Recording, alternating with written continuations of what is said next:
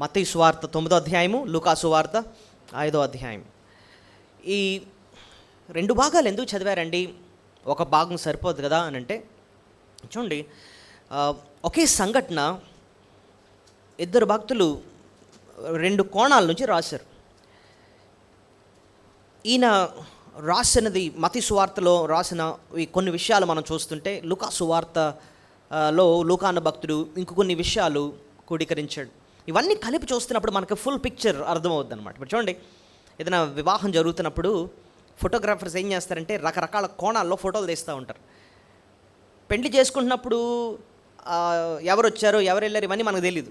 తర్వాత కూర్చొని ఫోటోలు అన్నీ చూస్తూ ఉన్నప్పుడు మనకు ఫుల్ పిక్చర్ అర్థమవుద్ది. అలాగే ఇక్కడ కూడా మత్తయి అన్న భక్తుడు ఏం రాశాడు, లూకా అన్న భక్తుడు ఏం రాశాడని చెప్పి డిఫరెంట్ కోణాల్లో మనం చూస్తున్నప్పుడు అనేక ఆత్మీయ సత్యాలు మనం అర్థం చేసుకోవచ్చు. అయితే ఈ భాగంలో ఏం జరిగిందో మీ అందరికీ మనకు తెలుసు. ఎందుకంటే యేసు ప్రభు ఒక పక్షవాతంతో ఉన్న వ్యక్తిని ఏం చేశాడు? బాగు చేశాడు, స్వస్థపరిచాడు. అయితే ఈ భాగం యొక్క విలువ ఏంటి అని మనం అర్థం చేసుకోవాలంటే, మత్తయి సువార్తలో ఏంటి, లూకా సువార్తలో ఏంటండి, ఒక రెండు పదాలు ఉన్నాయి. ఆ పదాలని ముందు మనం అర్థం చేసుకోవాలి. అది ఏంటండి అని అంటే, చివరి ఉంటుంది చూడండి, 9వ అధ్యాయంలో చివరిన 8వ వచనం మనం చదివిన భాగంలో, జనులు అది చూచి భయపడి మనుషులకి అధికారం ఇచ్చిన దేవుణ్ణి మహిమపరచడం. ఆ రెండు పదాలు గుర్తుపెట్టుకోండి, భయపడి దేవుణ్ణి మహిమపరచడం. ఓకే, లూకా సువార్త 5వ అధ్యాయంలో కూడా మనం చూస్తే ఈ రెండు భాగాలు పక్కపక్కన పెట్టుకోండి, ఎందుకంటే మనం తరచూ అటు ఇటు చూస్తూ ఉంటాం. లూకా సువార్త 5వ అధ్యాయంలో కూడా ఇప్పుడు మనం చదివిన భాగంలో 17 నుంచి ఎంతవరకు చదివాం? 26 వరకు చదివాం కదా. 26వ వచనం చూడండి, అందరూ విస్మయం ఉంది, నేడు గొప్ప వింతలు చూచితమని దేవుణ్ణి మహిమపరచుచు భయముతో నిండుకునేరి. రెండు భాగాల్లో మనకు చూసిన పదాలు ఏంటండి? దేవుని మహిమపరచడం, దేవునికి భయపడడం. దేవుని మహిమపరచడం, ఆయన్ని భయపడడం. మహిమపరచడం అన్న మాటని వర్షిప్ అన్న మాట చూస్తాం. దేవుణ్ణి వాళ్ళు ఆరాధించారు అన్నట్టుగా, స్తుతించారు అన్న మాట. మహిమపరచడం అన్న మాటకి అర్థం ఏంటండి అని అంటే, విలువగా ఎంచటం. చెప్పండి అన్నమాట, టు కన్సిడర్ ఇట్ వాల్యుబుల్ అని అర్థం. ఇప్పుడు చూడండి, మనం ఇక్కడికి వచ్చింది ఎవరిని ఆరాధించడానికి? దేవుణ్ణి ఆరాధించడం. దేవుణ్ణి ఎప్పుడైతే మనం ఎప్పుడు ఆరాధిస్తామంటే, ఆయన ఎంత విలువైన వాడో మనకి అర్థం అవ్వాలి. హౌ వాల్యుబుల్ హీ ఈజ్, ఎంత విలువైన వాడో మనం అర్థం చేసుకుంటేనే ఆయన్ని మనం స్తుతిస్తాం నోరు తెరిచి. ఈ వారం అంతా మనం లోకంలో ఉంటాం. లోకంలో చాలా చాలా విలువైనవి మనం చూస్తూ ఉంటాం. గోల్డ్ చూసేవేమో, గోల్డ్ ఈ లోకంలో చాలా విలువైనది. సో మనసు ఎలా సిద్ధపడుతుందంటే, అవన్నీ చూస్తున్నప్పుడు ఇవే చాలా విలువైనవేమో, ఈ లోకంలో బంగారమే చాలా విలువైనది. సో దేవుని కంటే ఏది ఎక్కువ విలువ ఏం చేసుకుంటూ ఉంటాం? ఒకసారి బంగారం. ఇంకేంటి విలువగా విలువైనవి అన్న ఇంకా వేటిని ఎంచుతూ ఉంటాం చెప్పండి? ఆస్తులను బట్టి, డబ్బును బట్టి, ఇంకా మనకున్న ఉద్యోగాన్ని బట్టి, లేకపోతే మనకున్న పేరు ప్రఖ్యాతులను బట్టి, మనకున్న పొజిషన్లను బట్టి, వీటన్నిటిని చాలా ఏం చేస్తాం? విలువగా ఏం చేసుకుంటూ ఉంటాం. ఇవ్వండి, ఉండాలి మనకి, ఇవి చాలా విలువైనవి, ఇవన్నీ సంపాదించుకుంటేనే మనకు విలువండి అన్నట్టుగా లోకంలో ఉన్న అశాశ్వతమైనవి చాలా విలువగా ఎంచుకుంటా ఉన్నాం. కానీ దేవుని మందిరానికి మనం వచ్చినప్పుడు అండి, ప్రభు చేసే పని ఏంటో తెలుసా? అవి కాదు, నేను విలువైన వాడిని, నా గురించి అర్థం చేసుకో అని చెప్పి ఆయన గురించి మనకు నేర్పిస్తాడు. ఎప్పుడైతే ఆయన గురించి మనకు అర్థమైందోనండి, వాటిని మహింపరచం. ఎవరిని మహింపరుస్తాం? దేవుణ్ణి మహింపరుస్తాం అనమాట. అసలు ఆరాధన అంటేనే అర్థం, ఆయన మహింపరచడం అంటేనే అర్థం దేవుణ్ణి హృదయంలో చాలా విలువగా ఎంచటం. ఏమండి, ఆయన్ని విలువగా ఎంచకుండా మనం ఎన్ని పలుకులు పలికినా కూడా అవి వ్యర్థం. దేవా నువ్వు గొప్ప దేవుడు, సర్వశక్తి మంత్రి, అదే, కానీ నిజానికి నీకు ఆయన అంత విలువగా లేడు, కానీ నువ్వు పలికేస్తున్నావు. ప్రభు అంటున్నాడు, నువ్వు పెదాలతో ఆరాధిస్తున్నావు, కానీ నీ హృదయం నాకు ఎలా ఉంది తెలుసా? దూరంగా ఉంది. నీ హృదయంలో నాకు విలువ లేదు, కానీ నువ్వు పెదాలతోనే ఆరాధిస్తున్నావు అంటున్నాడు. దేవుని మందిరంకి వచ్చి ఆదివారం మనం వాక్యం వినేటప్పుడు దేవుడు ఆయన గురించి, ఆయన ఎంత విలువైన వాడో మనకు అర్థం చేయిస్తాడు. అప్పుడు మనం ఆయన్ని మహింపరుస్తాం. అప్పుడు లోకంలో ఇప్పటివరకు చూసినవన్నీ పెంటతో సమానంగా ఎంచుకుంటాం. ఓహో ఏంటి ఆ బంగారం అన్న ఎలాగా వదిలేసి అలాంటి బంగారం అన్న నేను అంత విలువ ఎంచేసుకున్నాను, ఇది కాదు విలువైనది, నా ప్రభు విలువైన వాడు. నా ఆస్తులు అంతస్తులను వీటిని నా చూసుకొని నేను విలువ ఏం చేసుకున్నాను, నా అందాన్ని నా చూసి ఎంత విలువ ఏం చేసుకున్నాను, ఇవంతా అశాశ్వతమైనవి, ఇవన్నీ ఒకరోజు నేను విడిచిపెట్టాలి. నా ప్రభువు విలువైన వాడు అని చెప్పి ప్రభువుని ఎంతో విలువగా ఎంచుకుంటాం. వీళ్ళందరూ అంట దేవుణ్ణి ఏం చేశారు, మహిమపరిచారు. అంతేకాదు వాళ్ళకి ఇంకోటి కలిగిందంట. ఏం కలిగింది? భయం. అది దేవుని గురించి ఎప్పుడైతే మనం అర్థం చేసుకుంటామనండి, ఆయన్ని విలువగా ఎంచుకోవడం మాత్రమే కదా, ఆయనకి ఏం చేస్తాం, భయపడతాం అనమాట. అయ్య బాబాయ్ నేను భయపడాల్సింది ఆయనకి. ఎంతకాలం ఏంటి మనుషులుగా నేను భయపడ్డాను, ఆ మనిషిగా గట్టిగా ముక్కు మూస్తే చచ్చిపోయే, గుండాగితే చచ్చిపోయే అలాంటి మనుషులకు ఎంతకాలం నేను భయపడ్డాను, వీళ్ళకి కాదు నేను భయపడాల్సింది. నేను భయపడాల్సింది ఎవరికి తెలుసా? నా ప్రాణము ఎవరి చేతిలో ఉందో, నా ఆయుష్ ఎవరి చేతిలో ఉందో ఆయనకు నేనేం చేయాలి, భయపడాలి. ఒకరోజు నేను ఆయన ముందు నుంచి ఉంటాను నేను. సో దేవుని గురించి అర్థం చేసుకున్నప్పుడు అండి, ఆయన్ని ఎంత విలువైన వాడో అర్థం చేసుకుంటాం కాదు, ఆయన ఘనపరుస్తాం కాదు, ఆయనకి భయపడతాం అన్నమాట. అలాంటి భావం మనకు ఈరోజు కలాలి. దేవుని విలువగా ఎంచుకోవాలి, ఆయనకి మనము భయపడాలి. ఆ భావం వస్తేనే మనం నిజంగా ఈ వాక్య భాగాన్ని అర్థం చేసుకున్న వారు అవుతాం. ఈరోజు మనం ఈ భాగాన్ని ధ్యానిస్తున్నప్పుడు మనకు వ్యక్తిగతంగా చేసుకోవాల్సిన ప్రార్థన ఏంటంటే, దేవా నువ్వెంత విలువైన వాడువో నాకు నేర్పించు తండ్రి, నీకు భయపడ్డావు నాకు నేర్పించు.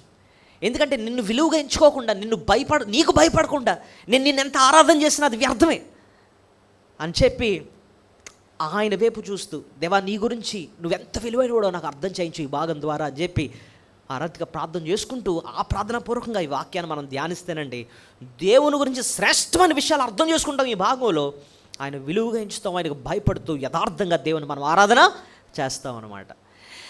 ఇంతకీ ఈ భాగంలో ఆ ప్రభువుని గురించి మనం అర్థం చేసుకునేవి ఏంటండి అని చూస్తాం. ఒక 6 శ్రేష్టమైన పాఠాలు నేర్చుకోబోతున్నాం. ఎన్ని విషయాలండి? 6 పాఠాలు. ఏంటండి ఆ 6 పాఠాలు అని చూస్తే, మొట్టమొదటిది ఎవరైతే ప్రభు దగ్గరకు వస్తారో ప్రభు వారిని చేరదీస్తాడు, అంతేగాని త్రోసివేయడు. చెప్పండి, ఆయన ఏం చేస్తాడు? చేరదీస్తాడు, అంతేగాని వాళ్ళని ఏం చేయడు? త్రోసివేయడు. ఆయన చేరదీసే దేవుడు. చెప్పండి అన్నమాట. ఆయన చేర్చుకునే దేవుడు. ఆయన ఎవరైనా చేర్చుకునే దేవుడు, కుమారుడిగా స్వీకరించే దేవుడు అనమాట. అందుకోసం ఇక్కడ అంటున్నాడు, పక్షవాతంతో వచ్చిన ఆ వ్యక్తిని, ఆయన దగ్గరకు వచ్చిన వ్యక్తిని చూసి ఆయన పిలిచిన పేరేంటంటే కుమారుడా. ఏమంటున్నాడండి ఆయన? చూడండి, ఇప్పుడే మీరు చూడండి, మత్తయి సువార్త 9వ అధ్యాయం. తరువాత ఆయన ధోని ఎక్కి సముద్రము దాటి తన పట్టణంలో ప్రవేశింపగా, ఇదిగో జనులు పక్షవాయువుతో మంచం పట్టి ఉన్న ఒకరిని ఆయన యొద్దకు తీసుకుని వచ్చిరి. యేసు వారి విశ్వాసమును చూచి, కుమారుడా ధైర్యముగా ఉండుము. ఏమంటున్నాడంటే కుమారుడా. ఏమాట అన్నాడు ఆయన? కుమారుడా, నువ్వు నా దగ్గరకు వచ్చావు కదా, నేను కుమారుడుగా స్వీకరిస్తున్నాను. కుమారుడు అన్న మాటకి నువ్వు నా సొంతం, నేను నీ తండ్రిని, నువ్వు నాకేంటి, నువ్వు కుమారుడివి అని చెప్పి కుమారుడుగా ఆయన స్వీకరించాడు. ఆయన దగ్గరకు వచ్చిన వారిని ఆయన త్రోసివేసే దేవుడు కాదు, ఆయన చేర్చుకునే దేవుడు. ఎంతగా చేర్చుకున్నాడు, వచ్చి పనుల్లో ఉండు అని అంటలే. నువ్వెవరో తెలుసు నాకు, కుమారుడు నువ్వు. అంత గొప్ప భాగ్యం. తాను ఎందరు అంగీకరిస్తారో వాళ్ళందరికీ దేవుని కుమారులయ్యే అధికారాన్ని దేవుడు ఇచ్చాడు. చూడండి, యోహాను సువార్త 1:12. యోహాను సువార్త 1:12. John chapter 1:12. తన్నెందరు అంగీకరిస్తారో వారందరికీ, అనగా తన నామమందు విశ్వాసముంచు వారికి దేవుని పిల్లలొగటకు ఆయన అధికారము దేవుని పిల్లలయ్యే అధికారాన్ని దేవుడు ఇచ్చాడు. ఆయన తండ్రి అని పిలిచే భాగ్యాన్ని ఇచ్చాడు. ఆయన మనల్ని కుమారుడా అని పిలుస్తున్నాడు అనమాట. గలతీ పత్రిక 4వ అధ్యాయం 6వ వచనం. గలతీ పత్రిక 4వ అధ్యాయము 6వ వచనం. Galatians chapter 4:6.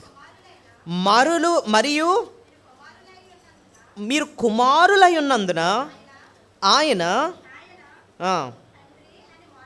నాయనా తండ్రి అని మొర్రపెట్టు తన కుమారుని ఆత్మను దేవుడు మన హృదయంలో పంపిన. కాబట్టి నీవు దాసుడువు కాదు, కుమారుడివే. కుమారుడు అయితే దేవుని ద్వారా ప్రభు దగ్గరకు వచ్చిన వాళ్ళని దాసుల్లా పెట్టుకోడు. దాసులు అంటే ఎవరు? వస్తే వచ్చేవాళ్ళు వెళ్ళు ఆ పని చేయి, వెళ్ళి ఆ గేదెలకాయ వెళ్ళి ఆ పని చేయని చెప్పి పనుల్లో ఆయన స్వీకరించట్లే. ఎలా స్వీకరిస్తున్నాడట? Kumar, you are my son, you are my son, నా ఆస్తికి వారసుడు నువ్వు నా కుమారుడు నువ్వు. పక్షవాతంతో ఉన్న వ్యక్తి ప్రభు దగ్గరకు వచ్చినప్పుడు అండి ఏమని పిలుస్తున్నాడు చెప్పండి? నువ్వు నా కుమారుడు అంటున్నాడు అనమాట. సో మన దేవుడు మనల్ని ఎలా చేర్చుకున్నాడు చెప్పండి? ఆయన కుమారుడుగా మనల్ని ఏం చేసుకున్నాడు? చేర్చుకున్నాడు. దేవా, నువ్వు నన్ను చేరదీసుకున్నావు తండ్రి, నన్ను త్రోసివేయలేదు. ఆయన దగ్గరకు వచ్చిన వారు ఎన్నడూ ఆయన త్రోసివేసే దేవుడు కాదు. నిజానికి ఈ భాగంలో మనం చూస్తే పక్షవాతంతో ఉన్న వ్యక్తి, నిజానికి పక్షవాతంతో ఉన్న వ్యక్తిని గురించి మనం ఆలోచిస్తే మంచం పట్టున్నాడట. కొందరు మోసుకొని తీసుకొచ్చారు. ఊహిద్దాం, ఇంట్లోనే ఒక వ్యక్తి పక్షవాతంతో ఉన్న వ్యక్తి మంచం పట్టున్నాడంటే తన పని తను చేసుకోలేడు. స్నానం చేయాలని ఇంకోటి చేయాలి, బాత్రూమ్కి వెళ్తే కడగాల్సిన ఇంకోటి కడగాలి. ఎంతకాలం చేస్తారండి మనుషులు? 1 రోజు 2 రోజులు 1 సంవత్సరం చేస్తారు. తర్వాత వాళ్ళకి ఏమొస్తుంది తెలుసా? విసుకొస్తుంది అనమాట. అసలు పడున్నవాడు కూడా వాడు అనుకుంటాడు, ఎందుకు నేను బతుకుతున్నాను, ఒక్కళ్ళకి ఉపయోగం లేను, చచ్చిపోతే మంచిది. విసుక్కుంటూ ఏదో మాట అనేసారేమో, వాడికి తెలిసి విలువ లేదన్నమాట. కానీ అలాంటి విలువ లేని వాడికి వచ్చి అంటున్నాడు, నువ్వు నాకేంటి, నువ్వు కుమారుడు నువ్వు. వాళ్ళు తీసుకొచ్చారు, అట్లీస్ట్ ప్రభు అన్న బాగు చేస్తాడని చెప్పి తీసుకొచ్చారు. తీసుకొచ్చి ప్రభు దగ్గరికి ఆ పైకి ఎక్కేశారట, పెంకులు తీశారట. ప్రభు ఎక్కడ ఉంటాడు అక్కడ దించేశారంటండి. నాకు తెలిసి వేరే వాళ్ళందరూ కూడా విసుక్కుని ఉంటారు. ఆ ఓనర్కి కూడా కోపం వచ్చి ఉన్నాడు. ఏమన్నా ఎవరైనా వచ్చి మీ ఇంటికి కనబడేస్తుంది అనుకోండి, మీరు ఊరుకుంటారా చెప్పండి? మీ ఇల్లు కష్టపడి కట్టుకున్నారు, ఎంతో డబ్బులు చెల్లించి కట్టుకున్నారు. ఎవడో వచ్చి సుత్తట్టుకుని వచ్చి కన్నం కొడుతున్నాడు, పటాపట్టం అనుకోండి, ఎలా ఉంటుంది మనకి అని చెప్పి గొడవకి వెళ్ళిపోతాం. నాకు తెలిసి ఓనర్కి కూడా కోపం వచ్చి ఉంటుంది. ప్రభు అంటాడు, ఆగాగాగాగా, కంగారు పడక ఆగు. ఆయన తెలుసు మొత్తం అంతా ఏం జరుగుతుందో. వాళ్ళ విశ్వాసాన్ని చూశాడు. వాళ్ళు ఆ వ్యక్తిని చుట్టూ అక్కడ సీన్ ఎలా ఉందంటేనంట, ప్రభు వాక్యం చెప్తున్నాడు, ఇంటి నిండా మనుషులే, బయటంతా మనుషులే, నిశ్శబ్దంగా చక్కగా వాక్యం వింటున్నారు అనమాట. వీళ్ళు వచ్చేసారు, అలా నడుచుకొని వచ్చేసి దాటి వెళ్ళిపోయి మనుషులందరూ తప్పించుకొని మొత్తం ఇల్లు ఎక్కేసి పైకి వెళ్ళి పైన కన్నం పెట్టేసి దింపుతున్నారు అనమాట. ఎంత డిస్టర్బెన్స్ క్రియేట్ చేశారనమాట. విసుక్కోవాలి అసలు, పొమ్మనాలి అవతలకి, ఎవడరా ఇంత మంచి మీటింగ్ డిస్టర్బ్ చేశారని చెప్పి గెట్ అవుట్ అని అనాలన్నమాట. కానీ ప్రభు అలాంటి వారినండి ఎంత ఇబ్బంది పెట్టి మొత్తం మీటింగ్ అంతా డిస్టర్బ్ చేసిన వాళ్ళని, అలాంటి వాళ్ళని చూసి అంటున్నాడు, ఆ బిడ్డను చూసి అంటున్నాడు, నువ్వు నాకేంటి, నువ్వు కుమారుడు, నువ్వు నా దగ్గరకు వచ్చావు, నువ్వు నాకేంటో తెలుసా, కుమారుడు. ఆయన దగ్గరకు వచ్చిన వారిని ఆయన కుమారుడుగా చేర్చుకునే దేవుడు. నిన్ను నన్ను ఆయన కుమారుడుగా, ఆయన నిన్ను నన్ను చేర్చుకుని. నాకు ఇంకా ఒక 2 వచనాలు, మంచి వచనాలు జ్ఞాపకం వచ్చాయి. యోహాను సువార్త 6వ అధ్యాయం. ఆయన దగ్గరకు వచ్చిన వారు ఆయన త్రోసివేయడం అన్న మాట మనం అర్థం చేసుకో. యోహాను సువార్త 6వ అధ్యాయము 37వ వచనం. తండ్రి నాకు అనుగ్రహించిన వారు అందరూ నా యొద్దకు వత్తురు, నా యొద్దకు వచ్చి వారిని నేనెంత మాత్రం బయటికి త్రోసివేయను. ఆయన దగ్గరకు వచ్చిన వారిని ఎంత మాత్రం ఆయన ఏం చేయడటండి, త్రోసివేయడం అంటే అర్థం ఏంటి? ఆవిడ ఎంత డిస్టర్బెన్స్ చేసినాడు, బయట పోవతలకి, మంచి మీటింగ్ డిస్టర్బ్ చేసావు, అసలు పోవతలకి అని అనాల్సింది. ప్రభు, రానా నువ్వు నాకేంటో తెలుసా, కుమారుడు, నువ్వు కుమారుడు. ప్రభు నిన్ను నన్ను కూడా కుమారుడుగా చేరదీశాడు అన్నమాట, చేరదీశాడు. కీర్తన 27:10 అక్కడ కూడా ఇదే మాట ఉంటుంది, అర్థం వచ్చే మాట. కీర్తన 27:10, నా తల్లిదండ్రులు నన్ను విడిచినను యెహోవా నన్ను చేరదీయును. తల్లిదండ్రులు విసుక్కున్నా సరే, వాళ్ళు విడిచేసినా సరే, వాళ్ళు అసహించుకున్నా సరే, యెహోవా నన్ను ఏం చేయను, చేరదీయును. ఇంతకన్నాను కదా, పక్షవాతంతో కాళ్ళు చేతులు పడిపోయిన వ్యక్తి, తల్లిదండ్రులు కన్నా విసుకు రావచ్చేమో, ఒక్కొక్కసారి అంతగా ప్రేమించే తల్లిదండ్రులు కూడా, ఏట్రా బాబు వీడు ఎంత భారంగా ఉన్నాడు మాకు అని ఎప్పుడో ఒక్కొక్క అనిపించవచ్చేమో. అలా తల్లిదండ్రులకు అలా మనసు రాదు. కానీ అలాంటి వాళ్ళన్నా ఒక్కొక్కసారి వదిలేసినా సరే ప్రభు మనల్ని ఏం చేస్తాడట, చేరదీస్తాడు. నా కుమారుడు నువ్వు, నేను నిన్ను చేరదీసుకుంటానని చెప్పి ఆయన నిన్ను నన్ను చేరదీసే దేవుడండి. ఆయన కుటుంబ సభ్యుడిగా చేసుకున్నాడు. అందుకో ఆ మాట ఏంటి, కుమారుడు అంటే అర్థం ఏంటి, నువ్వు నా కుటుంబ సభ్యుడు. ఎఫెస్సి 2:19 అదే మాట ఉంటాడు. He made us his household అన్న మాట ఉంటుంది చూడండి. ఎఫెషియన్స్ 2:19, ఎఫెస్సి పత్రిక 2:19. కాబట్టి మీరిక మీదట పరజనులను పరదేశులై ఉండక పరిశుద్ధులతో ఏకపట్నస్తులను దేవుని ఇంటి వారినై ఉన్నారు. దేవుని ఇంటివారు ఇంటివారు అంటే అర్థం ఏంటి? ఒక ఇంట్లో నివసించే కుటుంబం అన్నమాట. హౌస్ హోల్డ్, నా బిడ్డలు మీరు అంటున్నాడు అనమాట. ఆయన దగ్గరికి వచ్చిన వారిని ఆయన ఇంటివారుగా చేసుకున్నాడు, ఆయన కుటుంబంగా చేసుకున్నాడు, సహోదరులను పిలుస్తున్నాడు అనమాట. ప్రభు మరణించి తిరిగి లేచిన తర్వాత నా శిష్యులకు చెప్పండి నేను తిరిగి లేచానని అంటలే, ఏమన్నాడు తెలుసా? నా సహోదరులకు చెప్పండి, దే ఆర్ మై బ్రదర్స్ అంటున్నాడు అనమాట.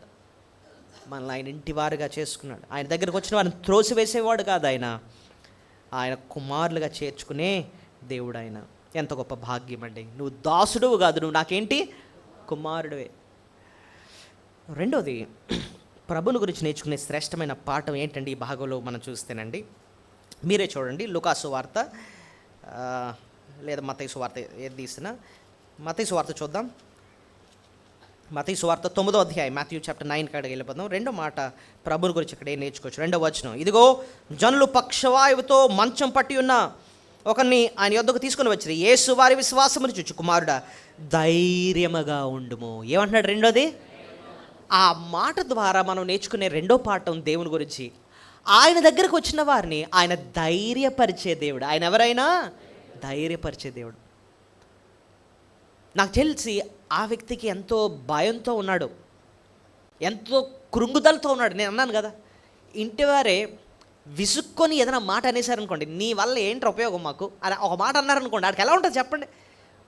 వాళ్ళు కత్తితో కోసే అవసరంలే, ఆ ఒక్క మాట చాడు వాడి హృదయం అంతా బద్దలైపోవడం. నిజమే కదా, నేను దేనికి ఉపయోగపడుతున్నాను? నేను దేనికి ఉపయోగపడను? నేను అందరికి భారంగా ఉన్నాను, నేను కృంగిపోయి ఉండుంటాడు. ఏంటి నా బ్రతుకు?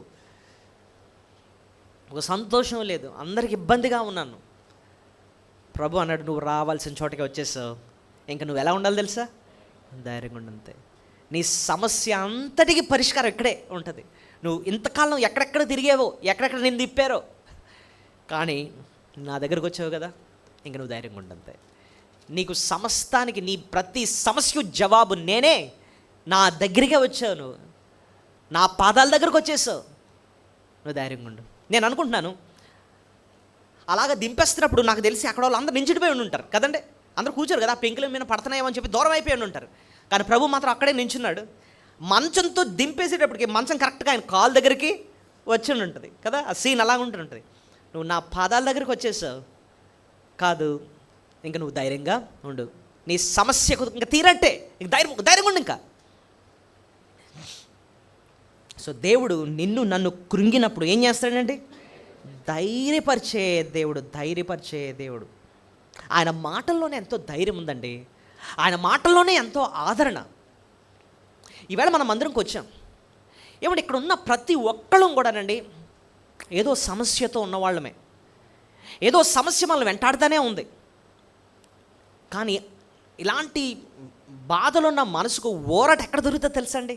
నా ప్రాణమునకు నీవు సేద తీర్చితివండి. సేద అంటే ఏంటో తెలుసా? సేద అంటే ఏంటో తెలుసా? ఎండలో వెళ్తున్న వ్యక్తికి ఇంటికి పిలిపించి ఒక చల్లనీళ్ళు ఇచ్చామనుకోండి, ఎలా ఉంటుంది? అమ్మయ్య అన్నట్టు ఉంటుంది. చూస్తారా, దేవుని వాక్యం మనకేమిస్తుంది తెలుసా అండి? సేదనిస్తుంది. ఎందుకు ఇంత కంగారు పడుతున్నాను? ధైర్యాన్ని ఇస్తుంది అన్నమాట. నీ మనసుకు ధైర్యం కావాలంటే దేవుని వాక్యం దగ్గర రావాల్సింది. దేవుడు ధైర్యపరిచేవాడు అని చెప్పి అర్థం అవడానికి కొన్ని వచనాలు మనం చూద్దాం. యెషయా గ్రంథం 61:3 చూడండి ఒకసారి. యెషయా గ్రంథం 61వ అధ్యాయము. సియోనులో దుఃఖించు వారికి ఉల్లాస వస్త్రములు ధరింపజేయడం. చూడండి, దుఃఖించు వారికట్టగా దేవుడు ఏమిస్తాడట? ఉల్లాస వస్త్రం. దుఃఖంతో వచ్చావు ఆయన సన్నిధికి, ఆయన ఏమిస్తాడు నీకు? ఉల్లాసం. అంటే ఏంటండి ఉల్లాసం? సంతోషం. దుఃఖంతో వచ్చినోడు సంతోషంతో వెళ్తాడు ఆయన దగ్గరికి. నిజానికి అక్కడ అలాగే జరిగింది. వాడు దుఃఖంతో వచ్చాడు, నువ్వు లేచి మంచం ఎత్తుకొని ఇంటికి వెళ్ళాను అనేటప్పటికి సంతోషంతో దేవుని మహింపరచుకుంటూ పరుగుని వెళ్ళాడంటండి. సో దుఃఖంతో వచ్చిన వారు ఎలాగెళ్తారు ఇంటికి? ఉల్లాసంతో వెళ్తారు. ఇంకా బూడిదకు ప్రతిగా పూదండనిస్తాడట. ఆ కాలంలో బాధను వ్యక్తపరచడానికి నెత్తి మీద ఏం వేసుకునేవారు తెలుసా? బూడిద వేసుకునేవారు వాళ్ళ బాధను వ్యక్తపరచడానికి. సంతోషం వచ్చినప్పుడు పూదండ వేస్తాడు. పెళ్ళైన వాళ్ళకి ఏమేస్తారు? పూలదండ వేస్తారు కదండి. సో దేవుడు ఏంటంటే బూడిద వేసుకుని వచ్చిన వాళ్ళకి ఆ బూడిదని తీసేసి ఏమిస్తాడు? పూదండని ఇస్తాడట. ఇంకా చూడండి, దుఃఖమునకు ప్రతిగా ఆనంద తైలమును భారభరితమైన ఆత్మకు ప్రతిగా స్తుతి వస్త్రాన్ని, భారభరితమైన ఆత్మకు, నిజంగా ఎంతో భారంతో వచ్చావు, దేవుడు ఎంత సంతోషాన్ని ఇస్తారంటే స్తుతి వస్త్రాన్ని ఇస్తారు. ఇంకా దేవుడు అంటే ఈ మనసు సంతోషం ఎక్కువైపోయి ఏం చేస్తావు, దేవుణ్ణి స్తుతిస్తావు. నేను స్తుతించను, నేను వెళ్ళి కూర్చొని వెళ్ళిపోతాను అంతే అని చెప్పి దుఃఖంతో వచ్చామండి. దేవుడు ఆనంద తైలాన్ని ఇస్తాడు, పూదండని ఇస్తాడు, అంతేకాకుండా స్తుతి వస్త్రాన్ని ఆయన ఇస్తాడు. దేవుని స్తుతించే వస్త్రాన్ని, స్తుతించే మనస్సును ఆయన ఇస్తాడు. ఇంకా వారికి ఇచ్చుటకు ఆయన నన్ను పంపి ఉన్నాడు అంటున్నాడు. ప్రభు ఆయన దగ్గరికి వచ్చిన వారిని ఆ రీతిగా ధైర్యపరుస్తాడు. ఇదే యెషయా గ్రంథంలో ఇంకో వచనాన్ని కూడా చూద్దాం. యెషయా 66. యెషయా మనకు తెలిసిన వచనాలే నేను జ్ఞాపకం చేస్తున్నాను. యెషయా గ్రంథం 66:13.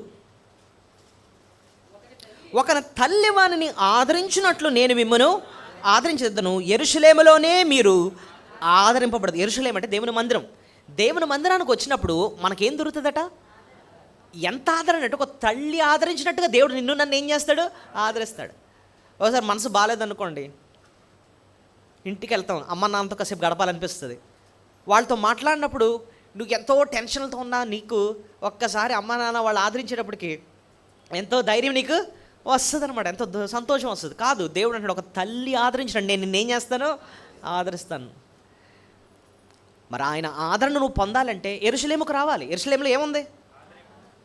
యెరూషలేములో ఏముంటుంది? మామూలుగా మందిరం, దేవుని మందిరంలో దేవుని సేవకులు వాక్యాన్ని చెప్తూ ఉంటారు. మరి నువ్వు రాకపోతే ఆ ఆదరణ అంతా పోగొట్టుకుంటావు, ఆ వాక్యం అంతటినీ పోగొట్టుకుంటావు. సో ఇక్కడ మనం నేర్చుకోవాల్సింది ఏంటంటేనండి, ఆ దేవుని మాటలు మనకు ఆదరణ వస్తాయి. దేవుని మాటలు ఎక్కడ వినబడుతున్నాయో అక్కడికి వెళ్ళి నువ్వు కూర్చొని ఆమె వాక్యాన్ని వినాలి. విని ఆ వాక్యాన్ని ఎప్పుడైతే నువ్వు ఆస్వాదిస్తావో నీ మనసుకు ఎంతో ఏం దొరుకుతుంది? ఆదరణ దొరుకుతుంది అన్నమాట. సో ఇప్పటి వరకు మనం 2 శ్రేష్టమైన విషయాలు నేర్చుకున్నాం. మొదట ఏం నేర్చుకున్నాం చెప్పండి? ఆయన కుమారుడుగా నిన్ను నన్ను ఏం చేస్తాడు? చేరదీస్తాడు. రెండోది, నీ మనసుకు ఎంతో ధైర్యాన్ని ఇస్తాడు. కృంగిన సమయంలో భయంతో వచ్చిన నీకు ఎంతో ధైర్యాన్ని ఇస్తాడు. బూడిదకు ప్రతిగా పూదండ ఇస్తాడు, దుఃఖము ప్రతిగా ఆనంద తైలాన్ని ఇస్తాడు. సో ఉల్లాస వస్త్రాన్ని అనుగ్రహిస్తాడు, స్తుతి వస్త్రాన్ని అనుగ్రహిస్తాడు అన్నమాట. అవన్నీ చూసాం మనం. సో రెండోది ఆ మాటను మనం చూసాం. ఇంకా 3వ పాఠాన్ని మనం చూద్దాం. ఈ లూకా సువార్తకి వెళ్ళిపోదాం. లూకా సువార్త 5వ అధ్యాయము. అక్కడ ప్రభువు గురించి మనం నేర్చుకునే 3వ పాఠం ఏంటండి అంటే, ఎన్ని అడ్డులు వచ్చినా సరే దేవుని దగ్గరకు వచ్చే విశ్వాసాన్ని ఇస్తాడట. ఎన్ని అడ్డులు వచ్చినా సరే దేవుని దగ్గరికి మనం వచ్చే విశ్వాసాన్ని ప్రభు మనకి అనుగ్రహిస్తాడు. చూడండి, లూకా సువార్త 5వ అధ్యాయంలో 19వ వచనం చూడండి. 19వ వచనం, జనులు గుంపు కూడియుండినందున వానిని లోపలికి తెచ్చుటకు వల్ల పడకపోయిన గనుక ఇంటి మీదకెక్కి పెంకులు విప్పి మంచముతో కూడా యేసు ఎదుట వారి మధ్యను వానిని దించిరి. ఆయన వారి విశ్వాసమును చూచి, అక్కడ ఆపండి. 20వ వచనంలో మనం ఒక మాట చూస్తున్నాం, ఆయన వారి విశ్వాసమును చూచి. బైబిల్లో విశ్వాసం అన్న మాటను గురించి మనం అర్థం చేసుకోవాలి. ఒక మనిషికి దేవుని పట్ల విశ్వాసం వచ్చిందంటే ఆ విశ్వాసము దేవుడు మనకిచ్చిన వరము. చెప్పండి ఆ మాట, దేవుడు మనకిచ్చిన వరం. ఎక్కడ రాస్తుంది ఆ మాట? ఎఫెసీ 2:8. అది చూసి మళ్ళీ ఇక్కడికి వద్దాం. ఎఫెసీ పత్రిక, మీరు విశ్వాసము ద్వారా కృపచేతనే రక్షింపబడి ఉన్నారు, ఇది మీ వల్ల కలిగినది కాదు, దేవుని వరమే. అంటే అర్థం ఏంటి? ఒక వ్యక్తికి విశ్వాసం కలిగింది అంటే ఆ విశ్వాసము దేవుడు మనకిచ్చిన వరమే. ఇక్కడ మనం లూకా సువార్త 5వ అధ్యాయంలో చూస్తే ఆ మనుషులలో ఏముందంట? విశ్వాసం. ప్రభు వారి విశ్వాసమును చూచి అని అన్నాడు. ఆ విశ్వాసం అన్నది వాళ్ళగా వచ్చింది కాదు, అదే దేవుడు వాళ్ళకేమి ఇచ్చాడు? వరంగా ఇచ్చాడు అనమాట. అది మాత్రం బాగా గుర్తుపెట్టుకోవాలి. మనం కూడా విశ్వాసులను పిలుస్తాం. మనకి యేసుప్రభు పట్ల విశ్వాసం ఎలా వచ్చిందంటే ఆయనే దేవుడని, ఆయనే రక్షకుడని, ఆయనే మన పాపాలు క్షమించేవాడని, ఆయనే మోక్షానికి చేర్చేవాడని, మనకు ఆయన మీద విశ్వాసం ఎలా వచ్చిందండి? మీకుగా తెలుసుకున్నారా? నాలుగు చదువుకొని తెలుసుకున్నారా? కాదే, దేవుడు మనకిచ్చిన వరం. చెప్పండి అన్నమాట, వరం. ఓకే, ఇప్పుడు ఒకసారి ఆలోచిద్దాం. ఈ విశ్వాసం ఎలా అంటదంటే, ఎన్ని అడ్డులు వచ్చినా అవి అధిగమించి ప్రభు దగ్గరకు వచ్చేస్తారు. మళ్ళొకసారి చెప్తున్నా, ఆ విశ్వాసం ఎలాంటిదంటే ఎన్ని అడ్డులు వచ్చినా సరే అవన్నీ అధిగమించి ప్రభు దగ్గరికి వస్తారు, అంతేగాని వెనక్కి వెళ్ళరు. అది విశ్వాసం యొక్క పవర్ అనమాట. ఇప్పుడు సింపుల్గా మీకు అర్థం అవ్వడానికి చెప్తాను. కొన్ని ఈ భాగానికి రాకముందు కొంచెం వేరే జీవితాలు కూడా ఒకసారి ఆలోచిద్దాం. కనాను స్త్రీ ఇంతకుముందు నేను చెప్పాను వాక్యం. కనాను స్త్రీ ప్రభు దగ్గరకు వచ్చింది, బ్రతిమాలుతుంది. ఎవరి కోసం? తన బిడ్డ కోసం ఏం చేస్తుంది? బ్రతిమాలుతుంది. అయితే ప్రభు ఆమె బ్రతిమాలుతూ ఉంటే కనీసం పట్టించుకోకుండా ముందుకెళ్ళిపోయాడు. వెంటనే ఏం చేయాలి ఆవిడ? వీడేంటి కనీసం మర్యాద లేకుండా ఎంత అడుగుతూ ఉంటే పట్టించుకోలేదని చెప్పి వెనక్కి వెళ్ళిపోవాలి. కానీ విశ్వాసం ఏం చేస్తుంది? అడ్డు వచ్చినా సరే ఇంకా మళ్ళీ ముందుకి వెళుతుంది. ఈసారి పక్కన శిష్యులు వచ్చి, ప్రభువా ఇందాక నుంచి ఆవిడ తొందర చేస్తుంది, ఆమెకి ఏదో సహాయం చేసి పంపించేయనంటే ఆయన కనీసం వినలేదట, మళ్ళీ ముందుకు వెళ్ళిపోయాడంట. ఆయన అంటాడు, ఒక దగ్గర వచ్చినప్పటికీ పిల్లల రొట్టెలు తీసుకొచ్చి కుక్క పిల్లలకి వేయటం యుక్తము కాదు అంటాడు. అంటే ఆమెను దేంతో కంపేర్ చేసినట్టు? కుక్కతో పోల్చినట్టు కదండి. ఒక రకంగా చెప్పాలంటే అది ఇంకా తను అవమానించినట్టు. అలాంటి అవమానానికి గురైనా సరే దేవుడిచ్చిన విశ్వాసం ఉందే, ఆ విశ్వాసం వెనక్కి వెళ్ళదట. అయినా సరే ఎవరి దగ్గరకు వస్తుంది? ప్రభు దగ్గరికి వస్తుంది. ఆవిడ వెంటనే అంటది, అయ్యా ఆ కుక్క పిల్లలు కూడా యజమానుని బల్ల మీద నుంచి పడు రొట్టు మిక్కలు తిని బ్రతుకుతాయి కదా నాయన. అంటే ఒక రకంగా చెప్పాలంటే నువ్వే నాకు యజమానివి, నిన్ను వదిలేసి నేను ఎక్కడికి వెళ్ళగలను నాయన.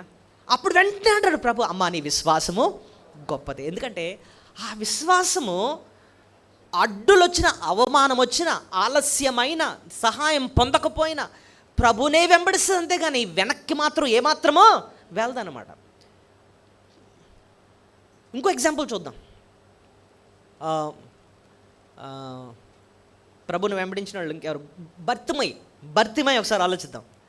గుడ్డి భర్తిమై మీరు చూడండి, విన్నాడు ప్రభుని గురించి. ఎందుకంటే కళ్ళు లేవు కాబట్టి ప్రభుని గురించి ఏం చేశాడు? విన్నాడు, విశ్వాసం కలిగింది, దేవుడు ఇచ్చాడు విశ్వాసం.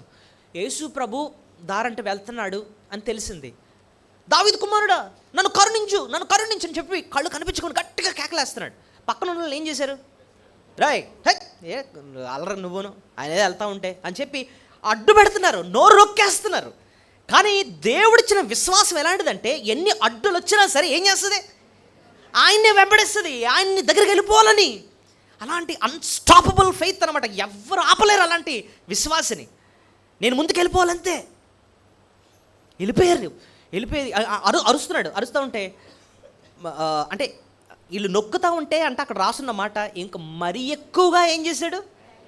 కేకలు వేశాడు, మరీ ఎక్కువ కేకలు వేశాడంట. అప్పుడు ప్రభు అక్కడ ఆగి చూసి, అతను ఇక్కడ నా దగ్గరికి తీసుకురండి అంటున్నాడు. సో నొక్కుతున్నా, అడ్డుతున్నా సరే ఇంకా ఎక్కువగా కేకలేసి ప్రభుని ఎలాగన్నా చేరాలి నేను అన్నట్టుగానే ఉంటుంది. కానీ నిజమైన విశ్వాసి వెనక్కి మాత్రం తిరగడు. ఆ విశ్వాసికి ఉండే లక్షణం అది. ఇప్పుడు చూడండి, నిజమైన విశ్వాసులు, మీ కష్టాలు రాలేదా అండి మీ జీవితాల్లో? ప్రభువుని నమ్ముకున్న తర్వాత ఎక్కువ వచ్చే కష్టాలు, అవునా కదా? ఇన్ని కష్టాలు వచ్చినా సరే ప్రభుని ఎందుకండి వెంబడించారు? ఇన్ని కష్టాలు వచ్చినా సరే ప్రభుని ఎందుకు వెంబడించారు? విశ్వాసంకున్న లక్షణమే అది. కష్టాలు, శ్రమలు వచ్చినా సరే అధిగమించి ప్రభు దగ్గరికి వచ్చేస్తారన్నమాట. అది విశ్వాసంకున్న లక్షణం. ఇక్కడ కూడా మీరు గమనించండి, వీళ్ళు విశ్వాసంతోనే ప్రభు దగ్గరని స్వస్థత దొరుకుతుందంట, వెళదాంలే అని చెప్పి వచ్చారు. రావడం వీళ్ళకి పెద్ద అడ్డేంటి? జనం. ఎంత జనం ఉన్నారంటే ఆయన దగ్గరికి వెళ్ళడానికి అసలు ఛాన్స్ లేదు. బాబు ఇంకా ఎంతవరకు అయితే తెచ్చాం కానీ మన వల్ల కాదులే, వెనక్కి వెళ్ళిపోదామని చెప్పి వెనక్కి వెళ్ళిపోయారా? లేదు. ఈ విశ్వాసం ఆ దేవుడిచ్చిన వరం కదా, కాబట్టి ప్రభు దగ్గరికి వెళ్ళిపోవాలంతే ఎలాగన్నా అని చెప్పి వెళ్ళిపోయారట. మనుషులు దాటుకుంటూ వెళ్ళిపోయారు. జనాలు విసుక్కొని వెళ్ళిపోయారు. అసలు డోర్లోకి ఎంటర్ అవ్వడం కూడా ఛాన్స్ లేదు. డోర్లోంచి వెళ్ళాలంటే, కానీ పైకి ఎక్కాల్సిన అవసరం వచ్చిందంటే దాని అర్థం ఏంటి? అసలు అసలు డోర్ ఎక్కడుందో కూడా కనిపించట్లేదు వాళ్ళకి. అంటే జనం అంత ఉన్నారనమాట. అర్థమంతా మీకు, అంటే ఊహిద్దాం, ఇంటి ఎంట్రన్స్ కూడా కవర్ అయిపోయింది, అంత జనం ఉన్నారనమాట. వీళ్ళకి అర్థం కాలేదు అసలు ఎలాగే, ఏ కిటికీ ఏది, తలుపు ఏది, జనం అంతమంది ఉన్నారు. మనకు అంతమంది జనం ఉన్నప్పుడు మనమైతే ఏం చేస్తాం? భోజనాలు పెడుతున్నారండి, పెద్ద లైన్ ఉంది, మనకు ఎలా ఉంటుంది? మనం ఎక్కడో వెనక నించున్నాం, ఎలా ఉంటుంది?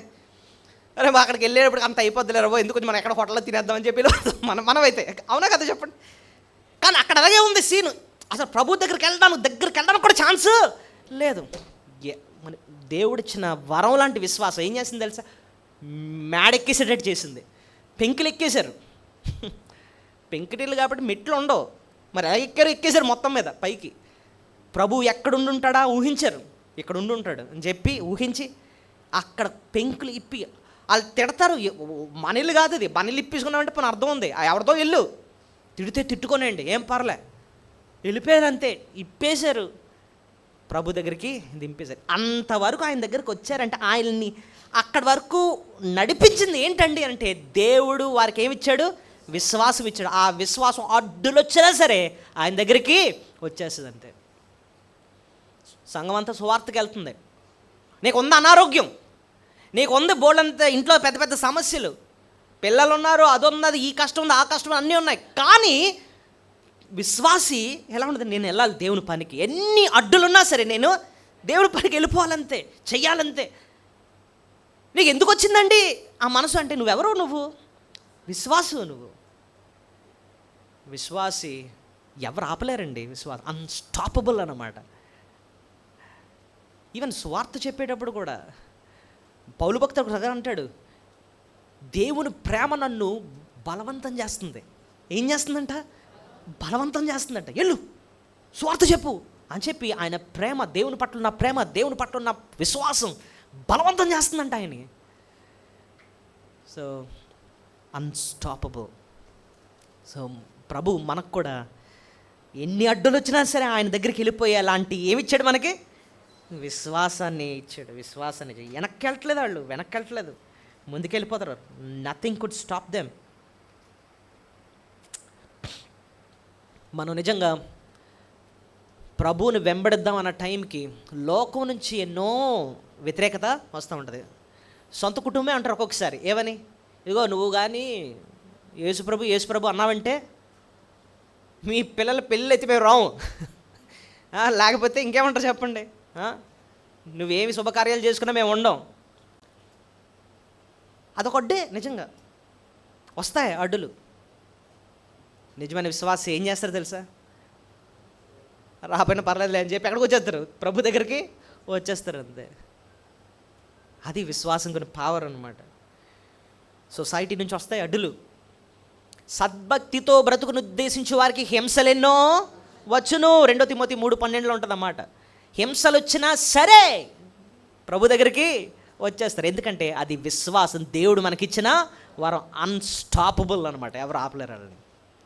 డబ్బున్నా డబ్బు లేకపోయినా, ఆరోగ్యం ఉన్నా ఆరోగ్యం లేకపోయినా, దేవుని పని అన్న, దేవుని పరిచర్య అన్న, దేవుని సన్నిధి వచ్చేస్తారు దానికి. అది విశ్వాసం, అన్స్టాపబుల్ అనమాట. దేవుడు ఇవ్వని విశ్వాసం ఎలాంటిది ఉంటానండి, వాళ్ళకి చిన్న కష్టం చాలు వెనక్కి వెళ్ళిపోతారు. చిన్న ఇబ్బంది వస్తే చాలు వెనక్కి వెళ్ళిపోతారు అనమాట. ఎవరోనంట, కానీ ప్రైజులాడు చెప్పలేదట, అంతే మందిరం మానేశారు. ఇదేంట్రా బాబా, పోనీ తిట్టలేదు, ఏం లేదు, ప్రైజులాడు చెప్పలేదట, నాకు ఇంత అవమానం వచ్చిందండి, నా మనోభావం దెబ్బతిందండి, వెళ్ళిపోయింది. ఏమంటే ప్రైజులాడు చెప్పలేదట. అది నిజమైన విశ్వాసం కాదండి, నిజమైన విశ్వాసం కాదు. నిజమైన విశ్వాసి చీత్తు అని తిట్టినా సరే నేను వచ్చింది నా ప్రభు కోసం, అవమానం వచ్చిన భరితనంతే అని చెప్పి నిలబడిపోదు. అదండి అన్స్టాపబుల్ ఫెయిత్ అంటే. ఎవరు ఆపలేరు వాళ్ళని. అడ్డులు వచ్చిన అధిగమించి ప్రభు దగ్గరకు వచ్చేసే అలాంటి విశ్వాసాన్ని ప్రభు మనకి అనుగ్రహించాడు. అందుబట్టి మనం ప్రభుని ఏం చేయాలి? దేవుని మన స్తుతులు చెల్లించాలి. 4వది, మన పాపాన్ని క్షమించాడు. మన పాపాన్ని ఏం చేశాడు? క్షమించాడు. అక్కడున్న ఆ పక్షవాతంతో ఉన్న వ్యక్తి పాపాలు ప్రభు ఏం చేశాడు? క్షమించాడు. అది 4వ శ్రేష్టమైన పాఠం. కుమారుడా నీ పాపములు క్షమింపడి. చూడండి ఎక్కడ రాస్తుందన్నమాట, మత్తయి సువార్త 9వ అధ్యాయము 2వ వచనం, మత్తయి 9:2. మనం 2 చూస్తున్నాము, లూకా 5 చూస్తున్నాము, అలాగే మత్తయి 9. కాబట్టి పక్కన పెట్టుకోండి. 2 చోట్ల ఉంటే మాత్రం నేను అక్కడొక్కడ చదువుతున్నాను, కాబట్టి మీరు ఫాలో అవ్వచ్చు. 9వ అధ్యాయం 2వ వచనం ఏం రాస్తుందండి? కుమారుడా ధైర్యంగా ఉండుము, నీ పాపములు క్షమింపబడి ఉన్నవని పక్షవాయు గల వానితో చెప్పాను. 4వది, ప్రభు ఏం చేస్తాడంటే మన పాపాలు క్షమిస్తాడు. సో ప్రభుని ఏ రీతికండి మనం ఆరాధించాలి? ఇప్పటికి 3 విషయాలు మనం నేర్చుకున్నాం. ఏంటంటే ప్రభు మనల్ని చేర్చుకోండి. ఎలాగా? కుమారుడిగా ఆయన మనల్ని ఏం చేస్తున్నాడు? చేర్చుకుంటున్నాడు. 2వది, ధైర్యపరుస్తున్నాడు. ఆయన ఇచ్చే ధైర్యం ఏ మనిషి ఇవ్వలేడు అనమాట. 3వది, ఎన్నో అడ్డులు వచ్చినా ఆయన ప్రభు దగ్గరకు వచ్చేసేలాంటి విశ్వాసాన్ని ప్రభు మనకి ఇచ్చాడు అనమాట. 4వది, ఆయన మన పాపాన్ని క్షమించాడు. మన జీవితంలో ఆయన చేసిన మేళ్లలో అతి శ్రేష్టమైన మేలు ఏంటంటే ఆయన మన పాపాలు క్షమించడం. నేను మొన్న చెప్పాను, కీర్తన 103వ అధ్యాయంలో, నా ప్రాణమ యెహోవాను సన్నిధించి ఆయన చేసిన ఉపకారంలో దేనిని మరి ఇంతకీ ఏంటయ్యా ఉపకారాలు అని చూస్తే ఫస్ట్ మాట, ఆయన నీ దోషములు క్షమించి ఉన్నాడు. దోషాలు క్షమించడమే అతి శ్రేష్టమైన మేలు. చెప్పండి అన్నమాట, దోషాలు క్షమించడమే అతి శ్రేష్టమైన మేలు. నీకు ₹1,00,00,000 ఇవ్వకపోవచ్చు, ఒక సొంత ఇల్లు ఇవ్వకపోవచ్చు, లేకపోతే నీకు సరైన ఆరోగ్యం ఇవ్వకపోవచ్చు, కానీ నీ పాపాలు క్షమించాడు. ధనవంతుడున్నాడు, లాజరు ఉన్నాడండి.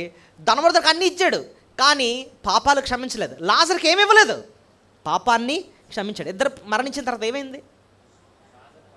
లాజరు పరలోకానికి వెళ్ళాడు, ఎందుకంటే పాపాలు క్షమింపబడ్డాయి కాబట్టి.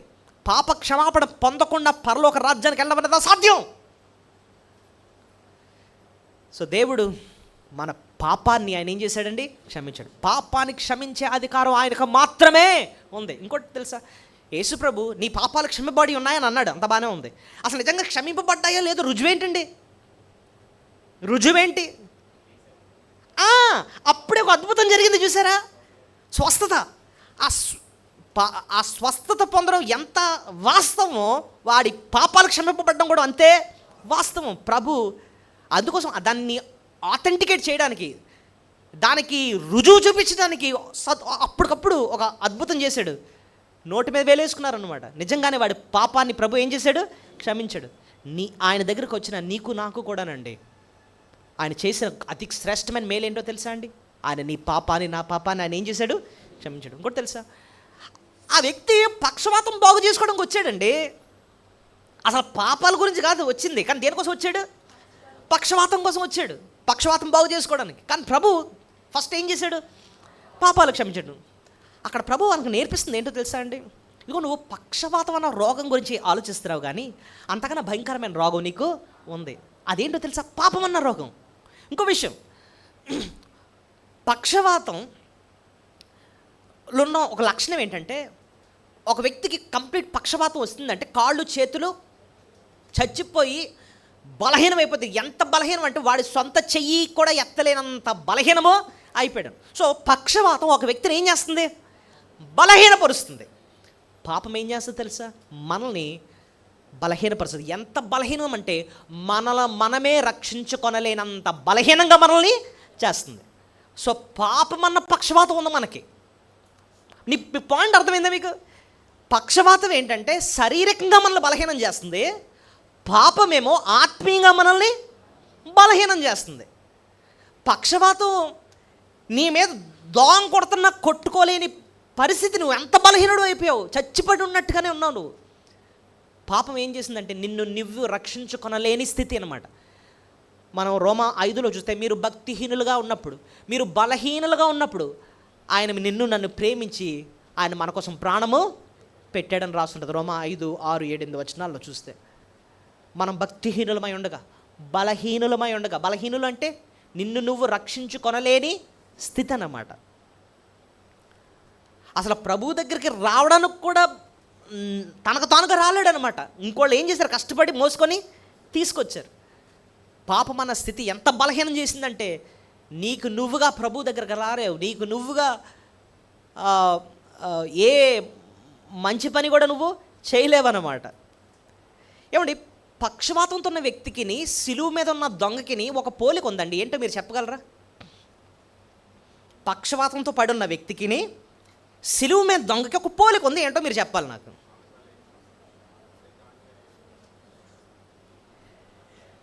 ఒక పోలిక ఏంటో తెలుసా?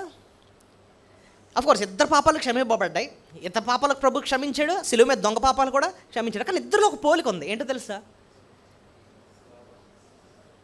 ఇద్దరు కూడా పాపాన్ని పోగొట్టుకోవడానికి ఏ ప్రయత్నం చేయలేరు. ఎందుకు? సిలువ మీద దొంగకి 2 చేతులు మేకులతో కొట్టేసి ఉన్నాయి, ఏ మంచి కార్యం కూడా చేయలేడు. కాళ్ళతో ఏదైనా మంచి పనులు చేద్దామంటే కూడా కాళ్ళు 2 మేకులతో కొట్టబడి ఉన్నాయి, ఏం చేయలేడు. పక్షవాతంతో ఉన్న వ్యక్తి కూడా కాళ్ళు చేతులు పడిపోయి ఉన్నాయి, తనకు ఏ మంచి పని చేయలేడు. అయినా సరే వాళ్ళ పాపాలు క్షమింపడ్డాయి. ఇప్పుడు ఒక పాయింట్ మనకు అర్థమైపోయింది, మనం మంచి పనులు కాదు మన పాపాలని క్షమించేవి. చాలామంది ఏమనుకుంటారు తెలుసా? పుణ్యకార్యాలు అవి చేస్తూ ఉంటే మనకేం పోతాయి? పాపాలు పోతాయి. వీళ్ళిద్దరూ ఏ మంచి పనులు చేశారు, ఏ పుణ్యకార్యాలు చేశారనండి వీళ్ళ పాపాలు పోయాయి? ఏ మంచి పని చేయలేదండి. వాళ్ళు చేసిన మంచి పని ఒకటే, ఏంటో తెలుసా? ప్రభు నన్ను జ్ఞాపకము చేసుకో. ఆ దొంగోడు అంటున్నాడు, ఈ వ్యక్తి ఏమో ప్రభు పాదాల దగ్గరికి వచ్చాడు, అంతే. ఇక్కడికి వచ్చిన వ్యక్తికి మనసులో కూడా ఒకటి ఉంది, ఏంటో తెలుసా? ఆ కాలంలో ఎలాంటి పక్షవాతం వచ్చినా, గుడ్డితనం వచ్చినా ఒక మాట అనుకునేవారట, ఏంటంటే వాడు ఏదో పాపం చేశాడు అందువల్లే వీడికి ఇలాగా వచ్చింది అని చెప్పి. ఒకసారి యోహాను 9:2 కూడా మీరు తీయొద్దు, కానీ పుట్టి గుడ్డివాడు ఉంటే శిష్యులు వచ్చి అడుగుతారు, ఏంటి వీడు ఇలా ఉండడానికి కారణం వీడి పాపాలా లేకపోతే వీడి తల్లిదండ్రుల పాపాలా అంటే వాళ్ళ మైండ్ సెట్ ఏంటి? వీళ్ళు ఏదో పాపం చేశారు కాబట్టి వాళ్ళకి ఈ స్థితి వచ్చింది. నాకు అనుకుంటున్నాను వీడికి కూడా నేను పాపనే, అందుకోసం నాకు ఈ స్థితి వచ్చింది అన్న బాధ ఉందేమో వీడి మనసులో. అంటే అంత డీటెయిల్గా ఇక్కడ రాయలేదు, కానీ వాడి మనసులో ఉందేమో. ప్రభు వెంటనే వాళ్ళ హృదయాలు ఆయన ఎరిగిన దేవుడు, నీ పాపాలు క్షమబడి ఉన్నాయి అంటున్నాడు అన్నమాట. సో ప్రభు మన జీవితంలో చేసిన అతి శ్రేష్టమైన మేలు ఏంటంటే నా పాపాన్ని క్షమించ. ఎన్ని డబ్బులు తీసుకున్నాడండి ఆ పాపాలు క్షమించడానికి? అక్కడ ప్రభు ఉచితంగా మన పాపాలని ఉచితంగా ఆ వ్యక్తి పాపాలు క్షమించాడు, ఉచితంగా మన పాపాలు కూడా ఆయన క్షమించాడు. ఉచితంగా చెల్లించడన్నంత మాత్రాన అది చీప్ కాదండి. ఆ పాపాలు క్షమించాలంటే దానికి శిక్ష ఈయన భరించాలి, ఈయన వెల చెల్లించాడు. He paid the price on the cross. సిలువ మీద ఆయన వ్రేలాడి ప్రాణం పెట్టి మన శిక్ష అంతా భరించాడు కాబట్టి ఉచితంగా ఆయన పాపాలు క్షమిస్తారు. సిలువ మీద కూడా ఆయన వ్రేలాడి మొట్టమొదటి మాట, తండ్రి వీరేం చేయుచున్నారు, వీరు ఎరుగరు కనుక వీరిని క్షమించు. ఎందుకు తెలుసా? నేను వారి కొరకు ప్రాణము పెడుతున్నాను. ప్రభు మన పాపాన్ని క్షమించినందుకే మనం ప్రభుని ఎంతో స్తుతులు మనము చెల్లించాలి.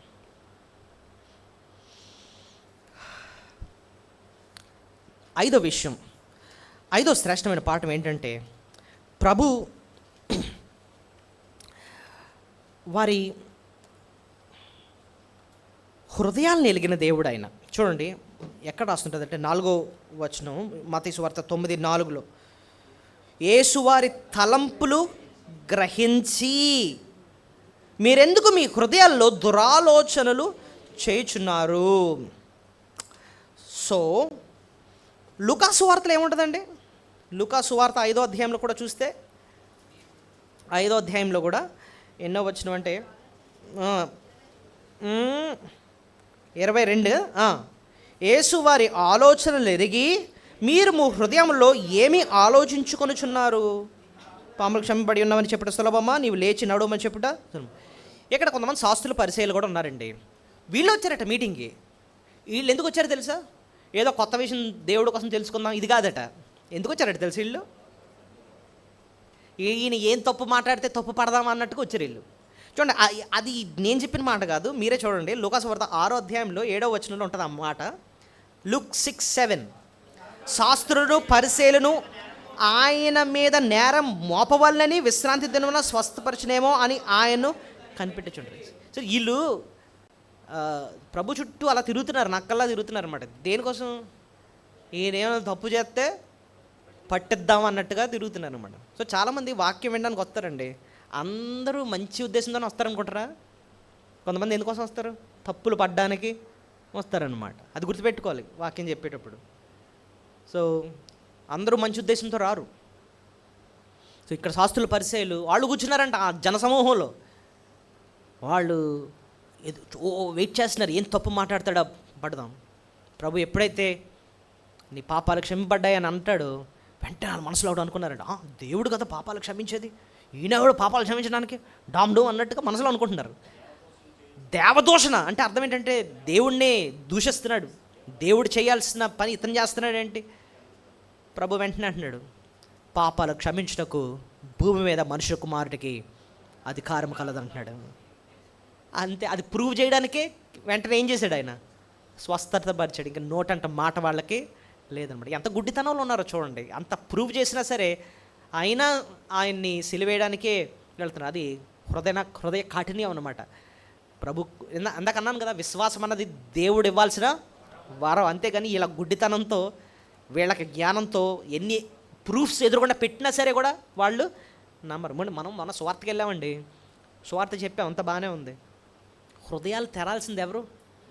దేవుడు తెరాలి. అంతేగాని మనం ఎంత బాగా చెప్పేసామండి, దెబ్బకు 100 నమ్మేసుకున్నారంటే అంటే నీకు ఆ శక్తి లేదు, నాకు అంత శక్తి లేదన్నమాట. ఆ హృదయాన్ని తెరాల్సిన దేవుడు. అందుకోసం మనకు అంత ప్రార్థన చేయాలి, అంత ఎక్కువ ప్రార్థన. ప్రభువా వాక్యం చెప్పాం, ఆ వాక్యం ఎవరి హృదయాల్లో పడితే ఫలించలాగిన మాకు సహాయము చేయండి అని చెప్పి వెళ్ళి సువార్త చెప్పడం ఎంత ప్రాముఖ్యమో ఉండి ప్రార్థన చేయడం కూడా అంతే ప్రాముఖ్యం. ఎందుకంటే కార్యం చేయాల్సింది దేవుడు. విత్తనం అయితే వేసాం, దాన్ని నీరు కట్టి ఫలించేటట్టు చేసేది ఎవరు? దేవుడు. సో అయితే వీళ్ళు ఇక్కడ వాళ్ళకి హృదయ కాఠిన్యం, ఎదురుగుండా ఎంత స్పష్టంగా దేవుడు అద్భుతం చేసినా సరే ఆయన్ని ఇంకనూ చంపాలని చూస్తున్నారు. అయితే ప్రభు అక్కడ మనం నేర్చుకునేది ఏంటంటే వాళ్ళ హృదయాల్ని ఆయన గ్రహించిన దేవుడు. నీ హృదయాన్ని నా హృదయాన్ని కూడా దేవుడు ఏం చేస్తున్నాడు? గమనిస్తున్నాడు. వాళ్ళు బయటకు ఒక్క మాట అనలేదండి. ఏంటి నువ్వు ఎలాగంటున్నావు, ఏంటి దేవదోషం చేస్తున్నావు ఒక్క మాట అనలే. హృదయంలోనే ఆలోచిస్తున్నారు ఇదంతాను, వాళ్ళ మనసుల్లోనే ఉంది. కానీ అక్కడ ఉన్న మాట ఏంటంటే ప్రభు వారి హృదయాలను ఎరిగి. మనిషి పైరూపాన్ని లక్ష్య పెడతాడు, దేవుడు అంతరంగాన్ని లక్ష్య పెడతాడు. ఆయన బయటికి నవ్వుతూ ఉండొచ్చు, కానీ హృదయం నిండా ద్వేషం, హృదయం నిండా కోపంతో ఉంటే దానికి తీర్పు తీరుస్తాడు దేవుడు. దురాలోచనలు గలవాడు నేరస్తుడని ఆయన తీర్పు తీరుస్తాడు. సో మనం భయపడాల్సింది ఏంటంటే క్రియల ద్వారా చేసే పాపాను కన్నా హృదయంలో చేసే పాపాను కూడా మనం భయపడాలన్నమాట. ఎందుకంటే దేవుడు గమనించేది ఏంటి? మన హృదయాన్ని. గాడ్ నోస్ అవర్ హార్ట్ అన్నమాట. సో అదే మనం ఇక్కడ చూస్తున్నాం. ప్రభు వారి హృదయాల్ని ఎరిగిన దేవుడు. ఎక్కడ కూడా కూర్చున్న ప్రతి ఒక్కళ్ళం కూడా దేవుడు ఏం చూస్తున్నాడు తెలుసా అండి? మన హృదయాన్ని చూస్తున్నాడు. సపోజ్ నువ్వు ఆరాధన చేస్తున్నావు అనుకో, ఏ మనసుతో చేస్తుంది ఈమె? ఆయన హృదయాన్ని చూస్తున్నాడు. అందరూ నా గురించి తెలుసుకోవాలి, నేను ఎంత బాగా చేస్తున్నానో అన్న ఉద్దేశంతో చేస్తున్నావు అనుకో, దేవుడు అది కూడా గమనిస్తున్నాడు. అయితే నువ్వు ఆరాధనే చేయట్లే, ఎందుకు చేయట్లేదు కూడా ఆయన చూస్తున్నాడు. పక్క మనుషులకు భయపడి వాళ్ళకి భయపడి ఇక్కడ పడిపోయి బిగిసిపోయి ఉంటున్నావు అనుకో, దేవుడు అది కూడా చూస్తున్నాడు. సో నువ్వు ఒకవేళ ప్రభువుని ఆరాధించట్లేదు అనుకో, నేను ఎందుకు చేయట్లేదు అన్న ప్రశ్న ఎవరు వేసుకోవాలి? మీరు నేను వేసుకోవాలి. ఎందుకు ఆరాధన చేయట్లేదు? నా మనసు ఏంటి, నా హృదయ ఆలోచన ఏంటి? మనిషిగా భయపడుతున్నాను, నా పక్కన ఉన్న మనిషిగా భయపడుతున్నాను, ఆడిగా భయపడుతున్నాను, ఈడగా భయపడుతున్నాను. ఎందుకు చేయట్లేదు నేను? నాకు ప్రభు పట్ల ప్రేమ ఉంది కదా, ఉంటే ఆరాధన చేయడానికి ఏంటి అని చెప్పి మీ హృదయాన్ని మీరే ఏం చేయాలి? పరీక్షించుకోవాలన్నమాట. అర్థమైందా? పాట పాడుతున్నాం అనుకోండి, అనుకుందాం, మన హృదయాన్ని పరీక్షించుకోవాలి. హృదయాన్ని పరీక్షించుకోవడం అంటే ఏ ఉద్దేశంతో నేను పాడుతున్నాను? నా గొప్పల కోసం పాడుతున్నాను, లేకపోతే దేవుణ్ణి మహింపరచడానిక అని చెప్పి మన హృదయాన్ని మనమే ఏం చేయాలి? పరీక్షించుకోవాలి. బళ్ళకి వెళ్ళేటప్పుడు కూడా మన హృదయాన్ని ఏం చేయాలి? పరీక్షించుకోవాలి. నా మనసు ఎలా ఉంది, ఎవరి మీద నాకు ద్వేషం ఉంది. You should examine your hearts అన్నమాట. ఎందుకంటే ప్రభు చూసేది బాహ్యం కాదు, ప్రభు చూసేది ఏంటి? అంతరంగం. సపోజ్ దేవుని పరిచర్య చేస్తున్నాం, మ్యూజిక్ వాయించడమో, లేకపోతే సౌండ్ సిస్టమ్ సెట్ చేయడమో, లేకపోతే చేపలు వేయటమో, లేకపోతే ఏదైనా చేస్తున్నాం, నీ మనసు ఎలా ఉంది, ఏ ఉద్దేశంతో నువ్వు చేస్తున్నావు? ఎందుకంటే ప్రభు ఇక్కడ మన హృదయాలను ఎరిగిన దేవుడు. మోటివ్ సరిగ్గా లేకపోతేనండి శిక్షకు పాత్రలు అవుతాం. అననీయ సప్పెరా ఇచ్చి చచ్చారు. ఏంటి? పేతురు పాదాల దగ్గర తీసుకొచ్చి ఇచ్చి చచ్చారు. ఎందువల్ల? ఇవ్వడం మంచిదే, హృదయం మంచిది కాదన్నమాట. దురుద్దేశంతో గొప్పల కోసం ఇస్తున్నారన్నమాట. ఇచ్చి శాపం తెచ్చుకున్నారు. So God is more concern about our hearts. దేవుడు మన హృదయాన్ని ఆయన ఎరిగిన దేవుడు. ఆయన దానికి మనం భయపడాలి. ఓకే. సో 5వ పాఠం, ఆయన మన హృదయాంతరంగాల్ని ఎరిగినవాడు కాబట్టి మనం స్తుతులు చెల్లించాలి. నేను మామూలుగా ఈ విషయం జ్ఞాపకం వచ్చింది నాకు. శాస్త్రులు పరిసయ్యులు వాళ్ళు దాన ధర్మాలు చేసేవారట, దీర్ఘ ప్రార్థనలు చేసేవారట, ఉపవాసాలు కూడా చేసేవారు కూడా. కానీ ప్రభువుకు నచ్చలేదు. ఎందుకు తెలుసా? మత్తయి సువార్త 6వ అధ్యాయంలో కనీసం 3 సార్లు ఒక మాట ఉంటుంది. ఏంటో చెప్పనా? అంటే టైం లేదు కాబట్టి తీయట్లే. మనుషులకు కనబడవలనని. ఎందుకు ఆ మాట నొక్కి చెప్తున్నాడు? వీళ్ళు చేస్తున్న మంచి పనే, కానీ ఉద్దేశం ఏంటట? మనుషులకు కనబడవాలని, దేవుడికి మహింపరచాలని కాదు. మనుషులు కనబడవాలని చేస్తున్నారు ఈ మంచి పనులని. కాబట్టి ఉద్దేశం సరైనది కాదు. కాబట్టి దేవుడు కూడా దాన్ని అంగీకరించట్లే. సున్నం కొట్టిన సమాధులు అంటున్నాడు అనమాట. బయటికి మాత్రం సున్నం కొట్టినట్టు ఉన్నారు, లోపల మాత్రం దుర్గంధం ఉంది. మీ హృదయాలు సరైనవి కాదు అంటున్నాడు అన్నమాట. మన ఉద్దేశాలను ఆయన గమనిస్తున్న దేవుడు ఆయన. సో దేవుని సంతోషపెట్టడానికే మనం చేయాలి, అంతేగాని మనుషులను సంతోషపెట్టడానికి ఏమాత్రమూ చేయకూడదు. సో హృదయాల్ని ఎరిగిన దేవుడు కాబట్టి మనం ఆయన స్తుతులు మనము చెల్లించాలి. ఆఖరిగా ఆయన అద్భుత కార్యాలు చేసే దేవుడు. నిజంగా ఆ వ్యక్తికి ఏం చేశారండి? కొంతమంది మోసుకొని తీసుకొచ్చారు, ఇప్పుడు ఇతనే మంచం మోసుకొని ఇంటికి వెళ్ళిపోతున్నాడు. చూసారా? వచ్చేటప్పుడు ఆయన ఏం చేశారు? అందరూ మోసుకొని తీసుకొచ్చారు. ఇప్పుడు ఈయనే మోసుకెళ్తున్నాడు. దేన్ని? మంచాన్ని ఎత్తి మీదకి వెళ్ళిపోతున్నాడు అనమాట. అంత అద్భుతాన్ని ప్రభు చేశాడు. పేతురు ఇంట్లో కూడా అలాగే చేశాడు ప్రభు. వచ్చినప్పుడేమో ఈవిడ మంచం బట్టి ఉంది, ఫుల్ జ్వరం. ప్రభు స్వస్థపరిచాడు. అంతే. అందరికి ఏం చేస్తున్నది? ఉపచారం చేస్తుంది. ఎంత బలం ఇచ్చేసాడు, ఎంత మార్పు వచ్చేసిందో. మన జీవితంలో అద్భుత కార్యాలు, ఆశ్చర్యకార్యాలు చేసే దేవుడు అండి. మీ ఇంట్లో చేయలేదా? నీ జీవితంలో చేయలేదా? ఆయన చేసిన ఉపకారాల్లో దేనిని నువ్వు మరువకూడదు.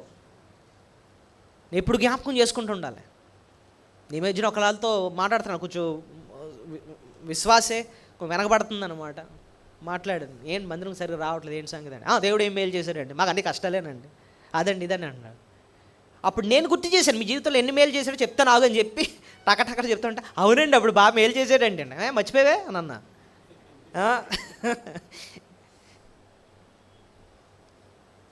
సో ఎన్నో అద్భుత కార్యాలు, ఆశ్చర్యకార్యాలు నీ జీవితంలో, నా జీవితంలో చేశాడు. అందుకంటే చేసిన అద్భుత కార్యం ఏంటంటే నీ బతుకును నా బతుకును ఆయన మార్చాడు. భవిష్యత్తులో ఆయన ఒక అద్భుతం చేయబోతున్నాడు. అదేంటంటే నీకు పునరుద్ధానం ఇవ్వబోతున్నాడు. నువ్వు మరణించిన ఆయన నిన్ను లేపి ఆయన రాజ్యానికి తీసుకెళ్ళ మహిమ శరీరాన్ని ఇస్తున్నాడు ఆయన. మొన్నే కదా మనం ఆయన ఇవ్వబోయే మహిమ శరీరం ఎంత అద్భుతంగా ఉంటుందో చెప్పాను. అదొక అద్భుతం అన్నమాట. చూడండి ఒకసారి ఆ వచనాన్ని జ్ఞాపకం చేద్దాం. 1 కొరింథీ 15వ అధ్యాయము, 1 కొరింథీ 15వ అధ్యాయము 42-43లో ప్రభు ఇచ్చే మహిమ శరీరం ఒక ఎంత విలువైందో ఒక 4 విషయాలన్నా రాయబడి ఉంది. చూడండి, మృతుల పునరుద్ధానము అలాగే శరీరము క్షయమైనదిగా వెత్తబడి అక్షయమైనదిగా లేపబడి. అంటే ఈ శరీరం ఎలాంటిదంట? క్షయం అంటే పాడైపోయేది, కుళ్ళిపోయేది. అంతే. కాబట్టి ఎవరైనా మరణించారనుకోండి, వెంటనే ఏం చేస్తారు? ఐస్లో పెట్టండి, బాక్సులు పెట్టండి, లేకపోతే సెంట్ రాయండి. ఎందుకంటే ఇది త్వరగా ఏమైపోద్ది? కుళ్ళిపోయే. సరే, ఇలాంటి కుళ్ళిపోయే క్షయమైన శరీరానికి దేవుడు అక్షయమైనది ఇస్తాడటండి. ఇంకా ఘనహీనమైనది విత్తబడి మహిమ గలది. ఘనహీనమైంది అంటే దీన్ని ఘనహీనమైంది ఎందుకంటే దేవుణ్ణి ఘనపరచని పనులు చేసాం ఈ శరీరంతో. కానీ రేపు ఉదయం ప్రభు ఇవ్వబోయే మహిమ శరీరంతో దేవుని ఏం చేస్తూ ఉంటాం? ఇంకా ఘనపరుస్తూ ఉంటాం. అలాంటి శరీరాన్ని ఆయన ఇవ్వబోతున్నాడు. ఇంకా బలహీనమైనదిగా విత్తబడి బలమైనదిగా లేపబడ, అంటే ఈ శరీరం ఎలాంటిది? బలహీనం. కాబట్టి కొంచెం చలి ఎక్కువైతే జ్వరం వచ్చేస్తుంది, ఎండ ఎక్కువైతే నీరసం వచ్చేస్తుంది. సో ఈ శరీరానికి ఎప్పుడు కూడా బలహీనమే. అనారోగ్యాలు ఒక రోగం పోతే ఇంకో రోగం అవుతుంది. ఎందుకంటే ఈ శరీరం ఎలాంటిది? బలహీనమైనది. ఇది విత్తబడుతుంది లేదా పాతి పెట్టబడుతుంది, అయితే బలమైనదిగా లేపబడుతుంది. మహిమ శరీరం ఎలా ఉంటుందట? చాలా బలంగా ఉంటుందంటండి. బలమైన శరీరాన్ని దేవుడు ఇస్తాడు. ఇంకా ఇదేమో ప్రకృతి సంబంధమైన శరీరం. ప్రకృతి సంబంధమైన అంటే ఈ లోకంలో బ్రతకడానికి ఉపయోగపడే శరీరం మాత్రమే, పరలోకంలో ఉండడానికి ఉపయోగపడదు ఈ శరీరం. అయితే ఆత్మ సంబంధమైన శరీరముగా లేకపోతే పరలోకంలో విహరించే ఎలాంటి శ్రేష్టమైన ఆత్మ సంబంధమైన శరీరంగా దేవుడు పునరుద్ధాన శరీరాన్ని ప్రభు మనకి ఇస్తాడు. 2 కొరింథీ 5లో మనం చూసాం, గుడారం ఈ శరీరం, కానీ ఆ గుడారం లాంటి శిథిలమైపోయే లాంటి ఈ శరీరాన్ని తీసేస్తాడు. స్థిరమైన నివాసం లాంటి శరీరాన్ని ప్రభు మనకి ఇస్తాడు అన్నమాట. ఎంత శ్రేష్టమైన అద్భుతాన్ని ఆయన చేయబోతున్నాడు. రక్షించాడు, అదొక అద్భుతం. రక్షించబోతున్నాడు, పరలోకానికి తీసుకెళ్ళి సంపూర్ణ రక్షణ ఇవ్వబోతున్నాడు, అదొక అద్భుతం. వీటన్నిటిని బట్టి దేవుని మనం ఏం చేయాలి? మన స్థుతులు 6 శ్రేష్టమైన విషయాలు నేర్చుకున్నాం. ఏంటంటే చెప్పండి? చేర్చుకునేది కుమారుడుగా నేర్చుకుంటున్నాడు. ఇంకా ధైర్యపరిచే దేవుడు ఆయన. 3 కమాన్ ఆయన దగ్గరికి వచ్చేసేలాంటి విశ్వాసం, ఎన్ని అడ్డులు వచ్చినా సరే ఆయన దగ్గరికి వచ్చేసేలాంటి విశ్వాసం ప్రభు ఇచ్చాడు. 4 మన పాపాలను ఆయన క్షమించాడు. 5 మన హృదయంతరంగాలను ఎరిగిన దేవుడు ఆయన. 6 అద్భుత కార్యాలు చేసే దేవుడు ఆయన. దయచేసి అందరూ మోకరించండి, చెప్పండి. మాటలు బట్టి ప్రభుని మన స్తుతులు చెల్లించుకుందాం. యెహోవాను స్తుతించు.